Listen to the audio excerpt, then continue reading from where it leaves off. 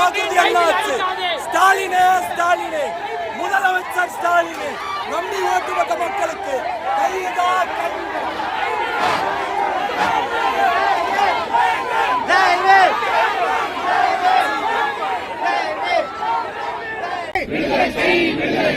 ஏழை தொழிலாளர்களை விடுதலை செய்,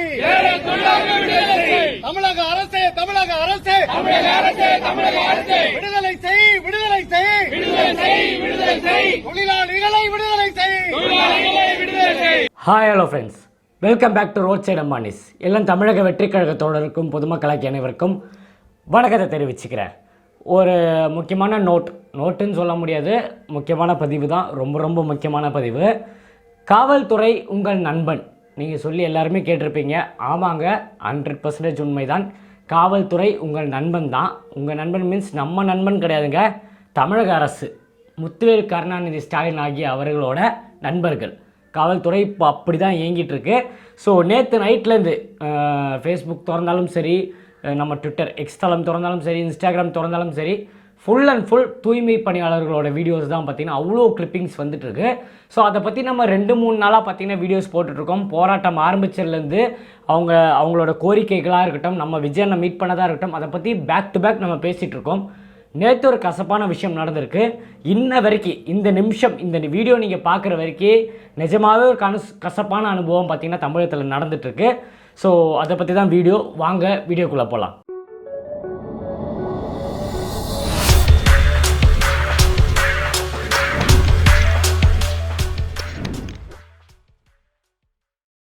நாளைக்கு August 15 independence day. 2025 August 15 independence day. தமிழக மக்கள் எனக்கு தெரிஞ்சு மறக்கவே வாய்ப்புகள் இல்லைன்னு நான் சொல்லலாம். ஆனால் அந்த மாதிரி ஒரு முக்கியமான நாளுக்கு முன்னாடி நாள் ஆகஸ்ட் 14 இன்றைக்கி நிறைய மக்கள் பார்த்திங்கன்னா ரொம்ப கஷ்டத்தில் இருக்காங்க. காரணம் தமிழக அரசு. ஸோ கோர்ட்லேருந்து ஒரு ஆர்டர் வந்துச்சு. நீங்கள் எல்லாருமே பார்த்துருப்பீங்க, இந்த மாதிரி போராட்டம் பண்ணுறவங்களாம் கலைஞ்சு போகணும், ஸோ அவங்கள அப்ரூவ் அங்கே வந்து போராட்டம் நடத்தக்கூடாதுன்னு சொல்லி கோர்ட்லேருந்து ஒரு ஆர்டர் வந்துச்சு. ஓகே, அதெல்லாம் ஓகேங்க, கோர்ட்லேருந்து ஆர்டர் பண்ணிட்டாங்க, அவங்கள கலைச்சி போக சொல்லலாம், அதெல்லாம் பேசிக்கான விஷயம்தான். ஆனால் அவங்கள அடித்து மண்டபத்தில் லாக் பண்ணி அவங்க சொந்தக்காரங்க, அவங்க உறவினர்கள் யாரும் அவங்கள மீட் பண்ணக்கூடாதுன்ற அளவுக்கு பார்த்திங்கன்னா உள்ளே தள்ளி லாக் பண்ணுற அளவுக்கு யார் சட்டம் கொடுத்தது? யார் அந்த சட்டத்தை கையில் எடுத்தது? கோர்ட்டு ஒரு ஆர்டர் கொடுத்துச்சு, ஓகே, அதை நம்ம மதிக்கிறோம், அதுக்கான ரூல்ஸ் என்னமோ அதை நம்ம பார்க்குறோம். ஆனால் அவங்கள அடித்து இழுத்து போகிறது கிட்டத்தட்ட நைட்டு 1:30 மணிலேருந்து விடிகாலில் 3-4 மணி வரைக்கும் பார்த்திங்கன்னா இந்த கிளிப்பிங் தான் வருது. எல்லாருமே பிடிச்சி தரத்தரன்னு இழுத்துட்டு போகிறது. அதுக்கு முன்னாடி நமக்கு பார்த்திங்கன்னா இன்ஃபர்மேஷன்ஸ் வந்தது. நம்ம தோழர்கள் நிறைய பேர் போராட்டத்தில் இருக்கிறனால நைட்டு எனக்கு ஃபோன் பண்ணி சொன்னாங்க, நண்பா நிறைய பஸ்ஸு கொண்டு வந்து நிறுத்திருக்காங்க, கண்டிப்பாக எல்லோரும் அரெஸ்ட் பண்ணுறாங்க நைட்டு. ஸோ நானும் நினச்சேன் எல்லாரையும் வண்டியில் ஏற்றி அரெஸ்ட் பண்ணி இழுத்துட்டு போயிடுவாங்கன்னு நினச்சேன். ஆனால் ஒரு 2 மணிக்கு மேலே வீடியோ கிளிப்பிங்ஸ் அவங்கள தூக்கி அந்த பேரிகேட் நடுவில் இருக்கும் தெரியுமா, அந்த ரோட்டுக்கு நடுவில், அதுலேருந்து அந்த சைடு தூக்கி போடுறது, சட்டையை பிடிச்சி இழுத்துட்டு போகிறது. ஒரு அம்மா அவங்க பையனை அடித்து இழுத்துட்டு போகிறத பற்றி வந்து மீடியாவில் சொல்கிறாங்க, என் கண் முன்னாடியே என் பையனை அடித்து இழுத்துட்டு போகிறாங்க, நாங்கள் என்ன ஸ்மக்லிங் பண்ணோமா, கொலை பண்ணோமா, குத்தம் பண்ணோமா, நாங்கள் டெரரிஸ்டா, எங்கள் உரிமையை கேட்டு எங்கள் போராட்டத்துக்கு தானே நாங்கள் போராடிட்டு இருக்கோம், என் பையனை அப்படி இழுத்துட்டு போகிறாங்க, எங்களை அடித்து இழுத்துட்டு போகிறாங்க, அடிக்கிற அளவுக்கு நாங்கள் என்ன தப்பு பண்ணோம், இவரை நம்பி தானே நாங்கள் ஓட்டு போட்டோம், இவரை நம்பி தானே களத்தில் இறங்கணும், கொரோனா டைமில் அவ்வளோ நோய் வரும்போது கையிலலாம் அதெல்லாம் அள்ளுவோம், அதை அள்ளிட்டு வந்து பக்கத்தில் உட்காந்து சாப்பிடுவோம் நாங்கள். ஸோ அந்த நாத்தம் கூட சகிச்சுட்டு நாங்கள் சாப்பிடுவோம். அந்த மாதிரி இருக்கிற எங்களை இந்த மாதிரி வண்டியில் இழுத்துட்டு போகிறது நியாயமா? அதுவும் அங்கே போராடிட்டு இருந்த தலைவர் பாரதி, அவரையும் வண்டியில் இழுத்துட்டு போனாங்க, நிறைய பேரை இழுத்துட்டு போயிருக்காங்க. ஒரு அம்மாவை வந்து ஹாஸ்பிட்டல் அட்மிட் பண்ணியிருக்காங்க. அவங்க சொல்கிறாங்க, எனக்கு கையை கூட தூக்க முடியல, மிதிச்சாங்க என் முதுகில் அப்படின்றாங்க. ஸோ அந்த அளவுக்கு தப்பு என்னங்க அவங்க பண்ணாங்க? ரொம்ப கஷ்டமாக இருந்தது, ரொம்ப கஷ்டமாக இருந்தது. ஸோ இந்த போராட்டம் நல்லபடியாக முடியும், இதுக்கு ஒன்று தீர்வு கிடைக்கும் தான் நினச்சேன். கூலி படம் பார்க்குறதுக்கு நம்ம முதலமைச்சர், துணை முதலமைச்சர்லாம் ப்ரிவியூ ஷோ பார்த்துட்டு அதுக்கான ரிவ்யூலாம் கொடுக்க டைம் இருக்குது. இந்த 13 நாளாக போராடும் போது போய் ஒரு 5 நிமிஷம் உங்களுக்கு என்ன பிரச்சனைமா சொல்லுங்கம்மா, நான் தீர்த்து வைக்கிறேன், இல்லை இப்படி பண்ணலாம், இல்லை இந்த மாதிரி பண்ணலாம். ஏன் அந்த குழுவில் இருக்க ஒரு 4 பேரை கூப்பிட்டு பேசியிருந்தா, விஜயனை கூப்பிட்டு பேசினவர் 4 பேரை கூப்பிட்டு பேசி அதுக்கான சொல்யூஷன் கொடுத்துருந்தா அவங்களே கடைஞ்சி போயிருப்பாங்க, அதுக்கான ஒரு சொல்யூஷன் கிடச்சிருக்கும். இப்போ நைட் அரெஸ்ட் பண்ணி எடுத்துகிட்டு போனவங்க பல மண்டபத்தில் பல சைடு வச்சுருக்காங்க. யார் யார் எங்கெங்கே இருக்காங்கன்னு யாருக்குமே தெரியல. அந்த குடும்பத்தில் இருக்கவங்களாம் வந்து கம்ப்ளைண்ட் பண்ணது யார்கிட்ட தெரியுமா? தமிழக வெற்றி கழகத்தோட நிர்வாகிகிட்ட. எல்லாருமே பார்த்தீங்கன்னா அவங்களுக்கு சாப்பாடு, அந்த மண்டபத்துக்குள்ளே சாப்பாடு கொடுக்க ட்ரை பண்ணுறாங்க, வாட்டர் பாட்டில் கொடுக்க ட்ரை பண்ணுறாங்க. அதெல்லாம் உள்ளே போச்சா, அவங்களுக்கு போய் சேர்ந்துச்சா, யாருமே வெளியே பார்க்க முடியல. நம்ம பொதுச் செயலாளர் வந்து தலைமையிலேருந்து இன்ஃபார்ம் பண்ணியிருக்காங்க. ஆனந்த் சார் வந்து தளபதி வந்து இமீடியட்டாக போய் அவங்களுக்கு தேவையான விஷயங்கள்லாம் பண்ணுன்னு சொல்லியிருக்காங்க. அதுவும் துணை பொதுச் செயலாளர் சிடிஆர் நிர்மல்குமார் சார் பார்த்தீங்கன்னா நேரடியாக மண்டபத்துக்கு போயிருக்காங்க. நம்ம மாவட்ட கழக செயலாளர் நம்ம தோழர்கள்லாம் சேர்ந்து போயிட்டு அந்த பாரதின்றவங்கள மீட் பண்ணுவோம். அவர் தான் இந்த போராட்ட குழுவோட தலைவர். நீங்கள் பார்த்துருப்பீங்க, விஜயன் உட்காந்து அவர் கூட பக்கத்தில் உட்காந்து அவங்களோட குறைகள் கேட்ட வீடியோலாம் வந்தது. ஸோ அவரை மீட் பண்ணி என்ன நடக்குது, என்ன நடந்தது, ஸோ இதுக்கான தீர்வு என்ன கொண்டு வரலாம், அட்வொகேட்டை வச்சு நம்ம என்ன மூவ் பண்ணலான்றது பேசுறதுக்காக அவரை மீட் பண்ண போய் போலீஸ்காரங்கிட்ட வாக்குவாதம் போய் அவங்க கிட்ட கேட்குறாங்க. பார்க்கவே விட மாட்டாங்க. சரி, அட்லீஸ்ட் அவர்கிட்ட நான் பேசல, அவர் எங்கள் கண்ணில் காட்டுங்க. ஆனால் உங்களுக்கு தெரியும் சமீப காலமாக காவல்துறை பண்ணுற விஷயங்கள், அஜித்குமார் விஷயம் மிகப்பெரிய ஒரு எக்ஸாம்பிள். ஸோ அதனால் நம்ம தோழர்கள் எல்லாமே வெளியே நின்று எங்களுக்கு அவங்கள பார்க்கணும், காட்டுங்க. போராட்ட குழுவில் இருக்கிற 2-3 பேரை எங்கள் கண்ணிலேச்சா காட்டுங்க. இல்லைங்க, பார்க்கக்கூடாது. அப்படி பார்க்காம இருக்கிறதுக்கு அவங்க உள்ளே என்ன பண்ணிகிட்டு இருக்காங்க? ஸோ அவங்கெல்லாம் எப்படி இருக்காங்க, அவங்க நல்லா இருக்காங்களா, இல்லை உள்ளே துன்புறுத்துறாங்களா, அடிக்கிறாங்களா, ஒன்றுமே நமக்கு தெரியல. ஸோ இதெல்லாம் பார்க்கும்போது ஆகஸ்ட் 15 வருது, பயமாக இருக்குது. சுதந்திரம் கிடச்சிச்சா இல்லையா நமக்கு? நம்ம இந்த சுதந்திர நாட்டில் தான் வாழுறோமா? ஸோ இந்த ஒரு தமிழக அரசு இந்த அளவுக்கு நம்மளை கொண்டு வந்துட்டாங்களே, இப்போ என்ன ஆட்சியில் நம்ம இருக்கோம்? ஸோ இப்போ பழைய காலத்தில் ஸ்டோரிஸ்லாம் கேட்டிருக்கேன். குடும்பப்படுத்துறது, கையில் ஆணி அடிப்பாங்க, கழுத்தை வெட்டுவாங்க, இதெல்லாம் பழைய ஸ்டோரிஸ் கேள்விப்பட்டிருக்கேன். ஸோ அதெல்லாம் ரீக்ரியேட் ஆகிட்டுருக்கு. போலீஸ்காரங்களை வச்சு நம்ம லோக்கலாக நம்ம லோக்கல் ஏரியாவில் இருக்கிற ஏதாவது ரவுடிஸ் எல்லாம் பார்த்தா நம்ம சொல்லுவோம், அவர் அத்தனை பேரை வெட்டியிருக்காரா, அவர் ரவுடியா, அவர் வந்து அந்த சைடு போகக்கூடாதுரா அப்படின்னு சொல்லிட்டு இருந்த காலம் போய் போலீஸ்காரங்க ஜீப்பு பார்த்தாலே போலீஸ்காரங்க வராங்கடா, அவனுக்கு வந்தால் நம்மளை கூட்டின்னு போய் அடிப்பானுங்கடா, அந்த அளவுக்கு பார்த்திங்கன்னா நம்ம மைண்டு வந்து திரும்ப ஆரம்பிச்சிச்சு. ஸோ ஒரு அமைப்பு வச்சு, அதாவது காவல்துறைன்ற பேரை வச்சு ஒரு ரவுடிசம் பண்ணுறாங்கன்னும் போது, அதுவும் அரசாங்கத்துக்கு அவங்க வேலை பார்க்குறாங்கன்னும் போது நம்மளாம் ஒன்றுமே கிடையாது. நாளைக்கு என் சட்டையை பிடிச்சி ஏற்றிட்டு போய் உள்ளே எடுத்துகிட்டு போய் அடித்தா யார் கேட்பா? உள்ளே விட மாட்டானுங்க, பார்க்குறதுக்கே உள்ளே விட மாட்டாங்க. யார் வந்தாலும் உள்ளே விட மாட்டாங்க. என்ன கொண்டுட்டாங்கன்னா அதுக்கு பதில் யார் சொல்லுவா? இதெல்லாம் யோசிக்கும் போது இங்கே வாழறதுக்கு நிஜமாலே பயமாக இருக்குது. அத்தனை பேர் அவங்களாம் பணக்காரங்களோ ஏழைகளோ கிடையாது. எவ்வளோ பேர் எவ்வளோ தப்பு பண்ணுறாங்க, எவ்வளோ ஸ்கேம் பண்ணிட்டு இன்னும் நிறைய பேர் சுற்றிட்டு இருக்காங்க, எவ்வளோ பாலியல் வன்கொடுமை பண்ணிட்டு நிறைய பேர் சுற்றிட்டு இருக்காங்க. அவங்களாம் அசால்ட்டாக சுற்றும் போது நம்ம தோழர்கள் நிறைய பேர் அவங்களோட உரிமைக்காக இவங்க கேட்குறதுல ஒரே ஒரு விஷயம் மட்டும் பார்த்தீங்கன்னா நல்லா நோட் பண்ணுங்கள். நம்ம முதலமைச்சர் கொடுத்த வாக்கு தானுங்க, நான் ஆட்சிக்கு வந்து அவங்களுக்கு பணி நிரந்தரம் பண்ணுறேன்ட்டு, அதுதானே அவங்க கேட்குறாங்க. அவங்க ஏதோ புதுசாக கொண்டு வந்து இம்ப்ளிமெண்ட் பண்ணலையே, எங்களுக்கு இவர் சொல்லாத வந்து கேட்கல, எங்களுக்கு நீங்கள் வேலை கொடுத்து தான் ஆகணும், பணி நிரந்தரம் பண்ணி தான் ஆகணும் அவங்க சொல்லலை. நீ என்ன சொன்ன, எனக்கு வேலை வந்து பர்மனன்ட் பண்ணி கொடுக்குறேன், பணி நிரந்தரம் பண்ணி கொடுக்குறேன், சம்பளம் பண்ணி கொடுக்குறேன், எல்லாமே நீ தானே சொன்னேன். இப்போ எங்கே போச்சு? அமைச்சர் சொல்கிறாரு நாங்கள் அப்படி கொடுக்கவே இல்லைன்ட்டு. அதான் லிஸ்ட்டு வெளியே வந்துச்சு, திராவிட முன்னேற்ற கழகம்னு சொல்லி அந்த லிஸ்ட்லேயே வந்துச்சு அவங்க கொடுத்த வாக்குறுதி. ஸோ இதெல்லாம் வந்து ஒரு மாதிரியாக நடந்துகிட்ருக்கு. நம்ம துணை பொதுச் செயலாளர் நிர்மல்குமார் சார் நம்ம தோழர்களோட போய் அவங்க சந்தித்து அவங்கள உள்ளே விடலை. அதுக்கப்புறம் பார்த்திங்கன்னா செய்தியாளர்களை சந்தித்தா அவர் டீட்டெயிலான விஷயம் அவர் சொல்லியிருக்காரு. ஸோ இதுக்கான தீர்வு என்னன்னு தெரில. ஸோ ஆகஸ்ட் 15, ஸோ ஆகஸ்ட் மாதம் சுதந்திரம் கிடைச்ச இந்த மந்த்து இந்த மாதிரி ஒரு விஷயம் தமிழ்நாட்டில் நடக்குதுன்னும் போது கண்டிப்பாக தமிழக மக்கள் இதுக்கு ஒரு பதில் 2026 கொடுப்பாங்க. ஸோ இந்த வீடியோ பார்க்குற எல்லாருமே உங்களோட ஜென்யூனான கருத்து, இவங்க போராடுறதுக்கான கருத்துக்கள் நீங்கள் பார்த்துருப்பீங்க, ரொம்ப நாளாக போராடுறாங்க. ஸோ அவங்க பார்த்திங்கன்னா ரோட்டுக்கு கூட வரலைங்க, பிளாட்ஃபார்மில் தான் போகிறாங்க. தமிழக அரசு என்ன பண்ணியிருக்காங்க, திமுக என்ன பண்ணியிருக்காங்கன்னா ஏதோ ரேண்டம் ஒரு ஆளை வச்சு இவங்க மேலே கேஸ் ஃபைல் பண்ணி அதை ஒரு தீர்ப்பாக வர வச்சு எப்படி கிரிமினலாக யோசிக்கிறாங்க பாருங்கள். திமுக அரசு என்ன பண்ணியிருக்காங்க, நான் சொன்னவங்களுக்கு புரிஞ்சிருக்கும்னு நினைக்கிறேன். வேற ஒருத்தரை வச்சு எங்களுக்கு இடையூறாக இருக்குது இவங்க போராட்டம் பண்ணுறனாலன்னு சொல்லி கேஸ் ஃபைல் பண்ணியிருக்காங்க. என்ன நடக்குது பாருங்கள். ஸோ டைரெக்டாக வராமல் இன்டெரக்டாக வேறு ஆளை வச்சு இதெல்லாம் பண்ணி நைட்டு 2 மணி போல் அவங்கள அடித்து இழுத்துட்டு போகிறதுக்கு என்ன குத்தம்?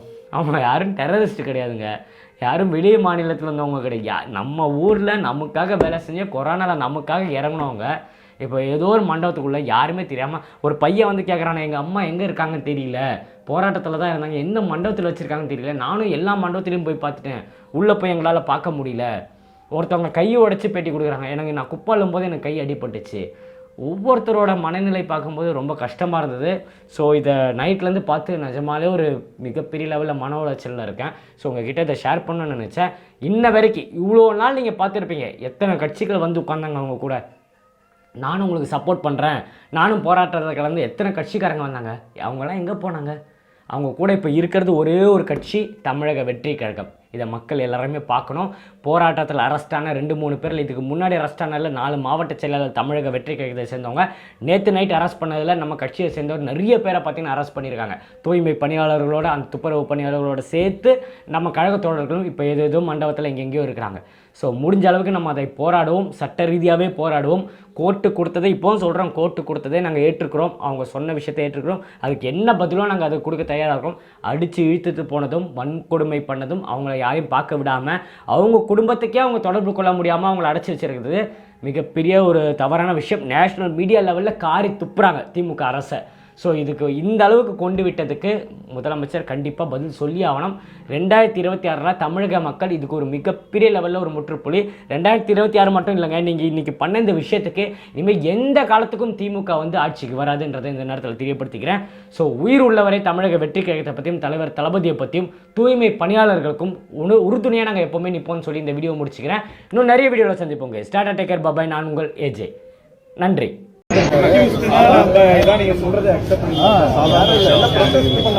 They are not criminals, sir. They are not criminals, habitual offenders or any serious offenders. Writing visit right, sir. என்ன கோஆபரேட் பண்ணுங்க. இல்ல கோஆபரேட் பண்ணுங்க. Just would like to see ஒருத்தர் மட்டும் அவர்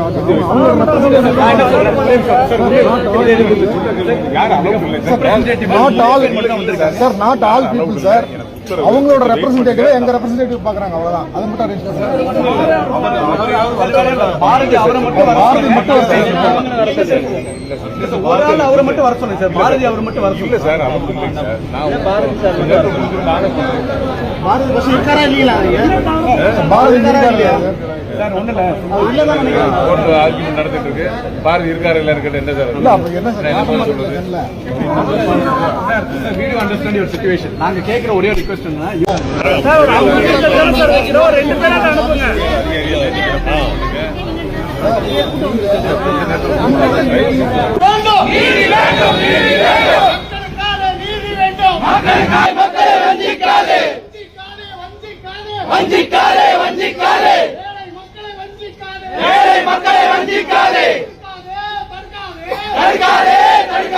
அராஜக திமுக அரசு, பாசிஸ்ட் திமுக அரசு கிட்டத்தட்ட ஒரு சர்வாதிகார போக்குல 2000க்கும் மேற்பட்ட தூய்மை பணியாளர்கள் 13 நாள் கிட்டத்தட்ட அமைதியாக அறப்பணியில போராட்டி தூய்மை பணியாளர்கள் நேற்று இரவு குண்டு கட்டா தூக்கிட்டு போய் வெளியே போட்டிருக்காங்க. அதுலயே அதை ஏதோ அவங்க வந்து ஒரு தீவிரவாதிகளை மாதிரி ஒவ்வொரு இடத்துலயும் 10க்கும் மேற்பட்ட இடத்துல ஒவ்வொருத்தரையும் அவங்க நல்லா பிரிச்சு அதை ஐசோலேட் பண்ணி ஏதோ தீவிரவாதிகளை ஐசோலேட் பண்ணி ஒவ்வொரு இடத்துலயும் யாருக்கும் தொடர்பு இல்லாமல் வைக்கிற மாதிரி தொடர்பு இல்லாமல் வச்சிருக்காங்க. இதுல என்னன்னா அவங்க குடும்பத்துக்கிட்டே தொடர்பு கொள்ள முடியல, யாருக்கிட்டையும் பேச முடியல, அவங்க என்ன நிலைமையில் இருக்காங்க, எப்படி இருக்காங்கன்னு தெரியல. நேற்று கொண்டு வந்ததுல பல பேர் மயக்கம் போட்டு விழுந்தாங்க, நிறைய உடல் உபாதைகள், நிறைய பேர் தாக்கப்பட்டிருக்காங்க. பாதி வரியில ஒவ்வொருத்தரையும் வேன்ல நிப்பாட்டி தாக்கப்பட்டிருக்காங்க. ஏன் இவ்வளவு கொடூரமா தாக்கப்படணும்? அவங்க என்ன அவ்வளவு பெரிய குற்றமா செஞ்சுட்டாங்க, இல்ல அவங்க செய்யக்கூடாத ஒரு குற்றத்தை செஞ்சாங்களான்னு தெரியல. ஏன் இவர்கள் இவ்வளவு கடுமையாக நடந்து கொள்ள வேண்டும் தெரியல. ஏன்னா அவங்களுக்கு தேவையானது என்ன? உயர்நீதிமன்றம் என்ன சொல்லியிருக்கு? அவங்களுக்கு போராடுறதுக்கு தேவையான மாற்று இடங்களை கொடுத்துருக்கு. ஏன் மாற்று இடங்கள் யாரும் வந்து கொடுக்கறதுல என்ன பிரச்சனை இருக்குன்னு நடந்துச்சு. ஒரு மாற்று இடத்தை கொடுத்து அங்கே அவங்க போராட்டத்துக்கான அனுமதியை கொடுக்கறதுல என்ன பிரச்சனை இருக்கு? ஒன்னே அவங்க என்ன கேட்கறாங்க? பணி நிரந்தரம் கேட்கறாங்க. 15 வருஷத்துக்கு மேல தூய்மை பணியாளர்கள் ஒரு கடுமையான காலங்கள்ல, கொரோனா காலங்கள்லாம் போராடி அவங்க வந்து இந்த சென்னை மாநகராட்சி எல்லா இடங்களையும் சுத்தமாக வைத்திருக்கு. நமக்காக உயிரை பணம் வைத்து போராடியவர்களுக்கு, வேலை பார்த்தவர்களுக்கு இந்த அரசு கடைசியா கொடுக்கறது வந்து என்னன்னா, இரவோடு இரவா தூக்கிட்டு போய் ஏதோ தீவிரவாதி மாதிரி ஒவ்வொருத்தையும் அடிச்சு தூக்கிட்டு போய் ஒவ்வொரு இடத்துல ஐசோலேட் பண்ணி ஏதோ ஒரு பயங்கரவாதி போல நடத்துவது ரொம்ப கண்டிக்கத்தக்க விஷயம். அடுத்ததான் அவங்க வேற எதுவும் புதுசா கேட்கல. திரு ஸ்டாலின் அவர்கள் இப்ப இருக்க முதல்வர் என்ன சொன்னாரோ, அவர் என்ன நாங்க வந்து வந்தவொடனே பணி நிரந்தரம் தரோம், உங்களுக்கு வந்து நிரந்தரப்படுத்தி தரோம் சொன்னதான் அவங்க கேட்கறாங்க. அவங்க ஒன்னும் புதுசா வந்து இல்லாத ஒரு கோரிக்கையை கேட்கல. இவர் என்ன சொன்னாலும் அதுதான் கேட்கறாங்க. இவ்வளவு நாள் சரி, போன வாரம் இந்த ஆர்டர் போட்டப்ப, இவர்களை வெளியேற்றப்ப இந்த ஆர்டர் போட்டப்போ அவர் உடல்நிலை சரியில்லாம மருத்துவமனை இருந்தா சரி பரவாயில்ல. இந்த 13 நாட்களாக அவர் என்ன செஞ்சிட்டு இருக்காரு? நேற்று இந்த கடுமையான ஒரு போராட்டம் நடந்துட்டு இருக்கு, இந்த கைது நடந்துட்டு இருக்கு. அப்ப வந்து ஒரு திரைப்படத்தை பாக்குறதுக்காக அவர் பிரிவி தேட்டர் வந்து சாகவாசமா வந்து படம் பார்த்துக்கிட்டு இருக்காரு. இதான் ஒரு முதலமைச்சருக்கு அழகா. ஒரு படம் பார்க்கிற நேரத்துல 5 நிமிஷம் இவர்களோட உட்கார்ந்து இந்த அவர் போற வழியில 5 நிமிஷம் நிப்பாட்டி இந்த கோரிக்கையை கேட்கறது கூட ஒரு முதலமைச்சருக்கு நேரம் இல்லையா? அவ்வளவு தூரம் ஒரு மன்னரை போலவும் ஒரு பண்ணையாரை போலவும் உட்கார்ந்து வேடிக்கை பார்த்துட்டு ஒரு பிரிவு தேட்டரில் உட்காந்து தனியாக படம் பார்க்கும் ஒரு 3 மணி நேரம் படம் பார்க்கிற அளவுக்கு நேரம் இருக்க ஒரு முதலமைச்சர் 2000 மக்கள் இன்னைக்கோட அவங்களுடைய வாழ்வாதாரம் போச்சு. இதுக்கப்புறம் வந்து அவங்க 2000 பேருடைய வாழ்வாதாரம் ஏன்னா போன மாசம் வரைக்கும் சம்பளம் வாங்கிட்டு இருந்தாங்க. இந்த மாசம் அவங்களுக்கு எதுவுமே கிடையாது.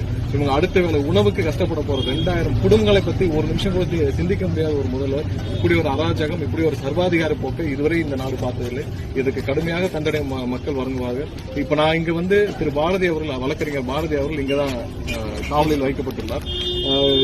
இப்ப கிட்டத்தட்ட 1:30 மணி ஆயிடுச்சு. என்ன நிலைமையில இருக்குதான்னு தெரியல. நாங்கள் பார்க்க அனுமதி கேட்டோம், எங்களுக்கு அனுமதி மறுக்கப்பட்டுள்ளது. நாங்கள் எங்களுடைய நிர்வாகிகள் எல்லாம் இங்க நின்று காத்துக் கொண்டிருக்கிறோம். அவருக்கு என்ன நிலைமையில் இருக்கிறார் அவரையும் பார்க்க அலோவ் பண்ணல. ஏன்னா ஒண்ணு நீங்க வச்சீங்கன்னா டீடைன்ல வச்சிருக்கீங்க, என்ன இதன் அடிப்படையில் வச்சிருக்கீங்கன்னு இருக்கிறோம். உயர்நீதிமன்றம் என்ன சொல்லியிருக்கு, அவங்க போராடிட்டு இருக்காங்க, மாற்று இடம் கொடுங்கன்னு சொல்லியிருக்காங்க. அவங்க வந்து 10 இடத்துல பிரிச்சு கொண்டு போய் தடுப்பு காவல்ல ஒவ்வொரு இடத்துலயும் ஒளிச்சு வைக்கிறதுக்கு உயர்நீதிமன்றம் சொல்லல. ஒவ்வொரு இடத்துலயும் கொண்டு போய் எங்க வச்சிருக்காங்கன்னு அவங்க வீட்டுக்கே சொல்ற அளவுக்கு ஒளிச்சு வைக்கக்கூடிய தவறு அவங்க செய்யல.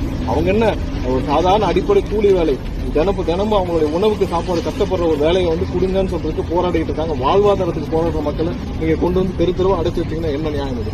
இதை கண்டிக்கிறதுக்காக எங்களுடைய தலைவரின் வழிகாட்டுதல் பற்றி நாங்கள் எங்களுடைய மாவட்ட செயலாளர் திரு ஈஸ்வரன் சரவணன் அவர்கள், மின்னல்குமார் அவர்கள், எங்களுடைய வழக்கறிஞர் பிரிவு ஒருங்கிணைப்பாளர் அண்ணன் அறிவலன் அவர்கள் நாங்கள்லாம் இங்க வந்திருக்கோம். இதே போல எங்க தொண்டர்கள் எல்லா இடத்துலையும் அங்கங்க தடுப்பு காவல் வைக்கப்பட்டுள்ள தூய்மை பணியாளர்கள் மற்றும் மற்ற அனைவருக்கும் வந்து உணவுகள் எல்லாம் வழங்கி கொண்டிருக்காங்க. ஆனால் அதெல்லாம் உள்ள போகதான் தெரியல. ஆனால் நாங்கள் இங்கே காத்திருக்கிறோம், என்ன சொல்றதுன்னு பார்ப்போம். உயர்நீதிமன்றத்தில் இந்த வழக்கு விசாரணையில போயிட்டு இருக்கு.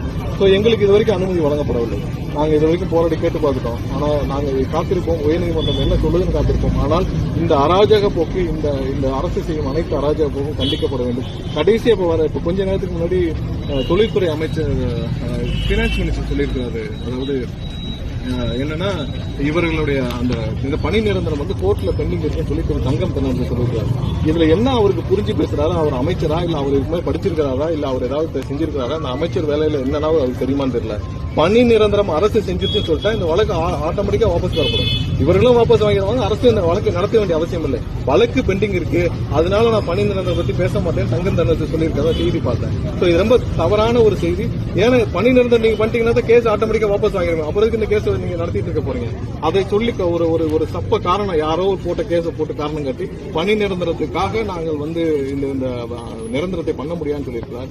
அனைத்தும் இவர்கள் வந்து மக்களை ஒரு பொம்மை மாதிரி எல்லாரையும் வச்சு மக்களை வந்து ஏதோ ஒரு கடைக்கோடி மக்களை, ஏழை மக்களை வந்து ஒரு துன்புறுத்துற மாதிரி எல்லா செயலும் வந்து ஒரு பண்ணையாரும் மன்னரும் எப்படி ஏழை மக்களை பார்த்து நடந்துப்பாங்களோ அது மாதிரி நடந்துக்கிறாங்க. இவர் எல்லாருக்கும் ஒரு முடிவு வரும். காத்திருப்போம். இன்னைக்கு வரைக்கும் இந்த விஷயத்துக்கு என்ன நடக்குதுன்னு காத்திருப்போம். எங்களுடைய வழக்கறிஞர்கள் அனைவரும் இங்க இருக்கிற எங்களுடைய மாவட்ட செயலாளர்கள் அனைவரும் காத்திருக்கிறோம். பார்ப்போம் அடுத்து என்ன நடக்குது.